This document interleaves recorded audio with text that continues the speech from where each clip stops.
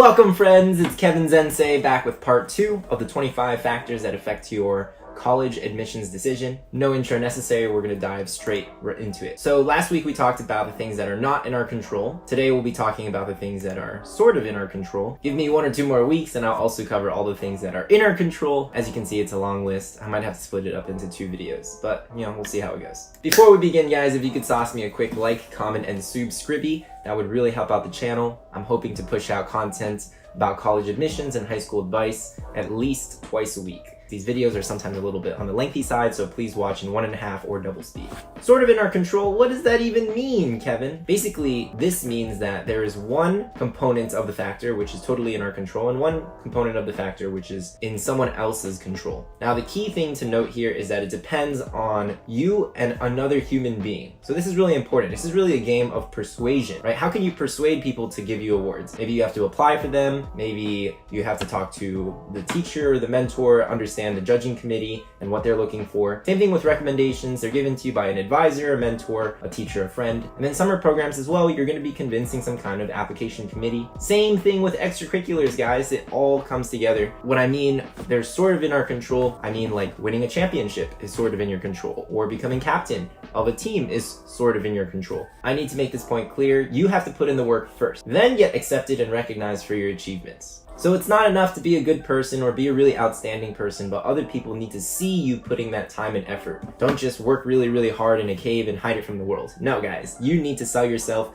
You need to showcase all the good work that you're doing. Now, while you do have to put in the work first, it's also important to begin with the end in mind. And what I mean by that is, let's say you participate in some kind of activity. I want you guys already to be thinking about, can I win an award? What are my odds of becoming a leader or getting club head for this extracurricular activity? So you guys want to think about, how can I climb to the top? What are my odds of getting there? At the end of the day, my friends, the college admissions game is a probability game. Every single factor that I presented to you guys, if you're able to take advantage of those factors, then the probability that you will get into a great school increases. By the same token, you guys will also want to be thinking about how I can win an award. What are my odds? What are my odds of becoming captain or club head?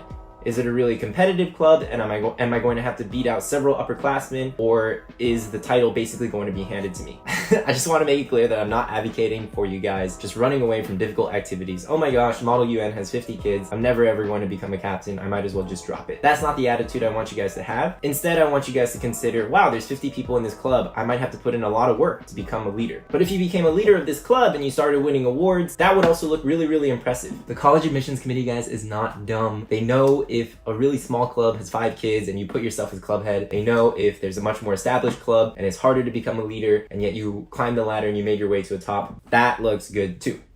Moving on to awards. Probably one of the most misunderstood factors. A lot of excellent students don't know that you basically need, yes, I will say the word need, a national or international award in order to be competitive and stand out in the Ivy League admissions process. Too many times I just see kids really focus on the small scale of their school, take as many APs as possible, raise that GPA. You guys need to literally think outside of the box. And by the box, I mean your school, your locality. But Kevin, how am I supposed to win a national or international award? I have no talents. I have good news for you. I am also not an Olympic athlete. I did not do world-class research, but I did do a few other things which really helped. And the trick is actually to utilize summer programs.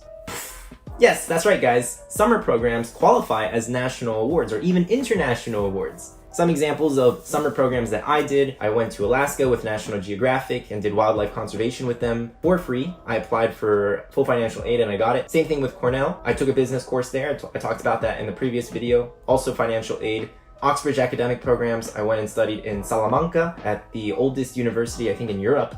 For a summer, learned Spanish, met a ton of great people, also on full aid, and I went to Global Citizens Initiative, which took place at Harvard. There were 24 scholars from like 16, 17 different countries. That's a relatively new program started by actually one of my friend's moms. You guys should totally check it out. I'll add the link in the description below. I don't want to hear any excuses, guys. I'm poor, I don't have any time, these programs are too selective. I don't have time. It's in the summertime. You literally have the entire summer. It's too competitive. That makes no sense either. You can sit down in the wintertime, and what I would do is I would just apply to 20 to 30 summer programs. I'd get into like 5, and then I'd have my pick.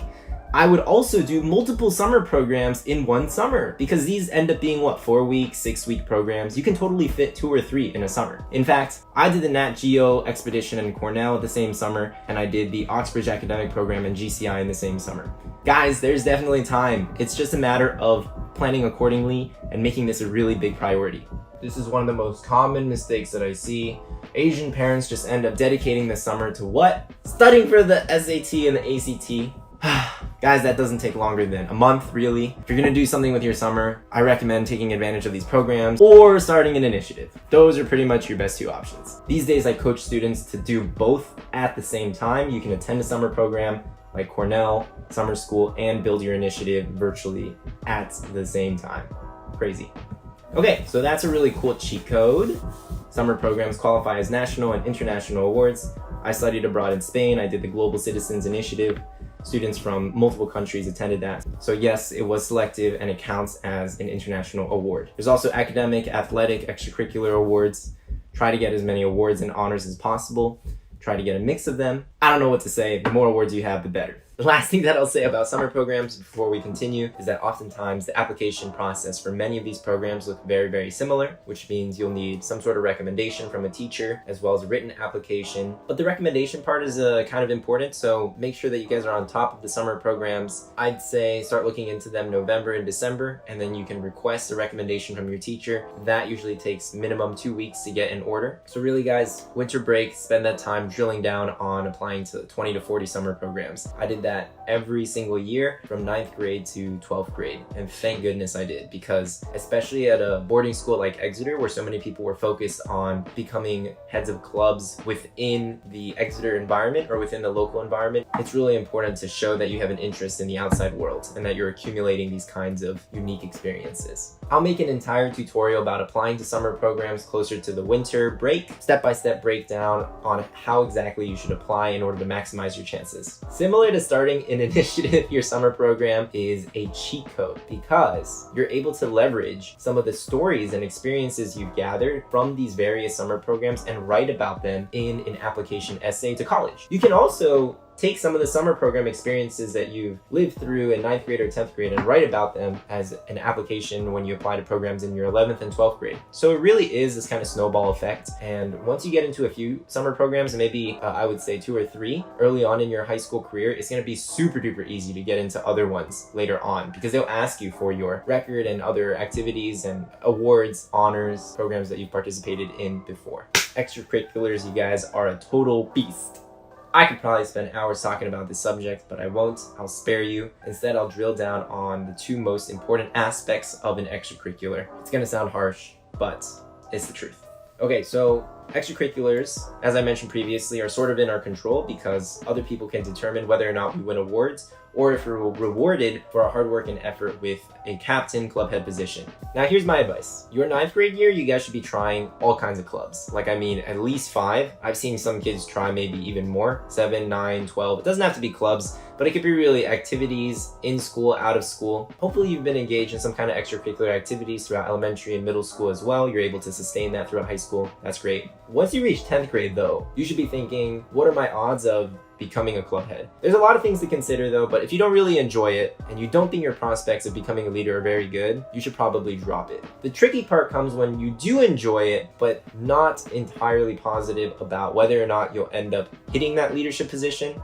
That's where things tend to get a little bit murky. In a perfect scenario, you would be a part of 5 activities and probably be in charge of 4 of them. And those 4 activities would revolve around each other. You guys just don't want to be in a scenario where you have 7 or 8 different activities and you're not in charge of any of them. That is not good. I think I created a slide to really illustrate and hammer this point home. So we have 2 guys, Bruno and Giovanni. By the way, guys, if you know where these names come from, it's from one of my favorite anime shows. Feel free to jot it down or take a guess in the comment section below. Anyways, like I was saying, we have Bruno, we have Giovanni. Bruno is a part of 5 or or 6 different clubs, and he works really, really hard as a member of the soccer team, debate club, Model UN Jazz Band Chess Club. Maybe he's dabbled in a few awards here and there. Maybe he's in charge of 1 or 2 of these clubs, but for the most part, he's doing it because he really enjoys it, hasn't been thinking about awards or honors or leadership positions all that much. Truth be told, Bruno could be doing 7 or 8 clubs and still not look as competitive of an applicant as Giovanni. Who is Giovanni? What is he up to? He started a Zoom reading program during quarantine. He has this whole initiative where these older kids read bedtime stories to younger students. He does Science Olympiad. He's the head of it. He's won an award. He's the editor-in-chief of the newspaper. So as you can see, he's very involved in these academic, literary activities. So that's his edge. Bruno doesn't have an edge. It's difficult to look at Bruno's activities and know where exactly he'll fit in on a college campus. Giovanni, on the other hand, could make a pretty compelling case for becoming a humanities major. You can see that he's more of the academic type.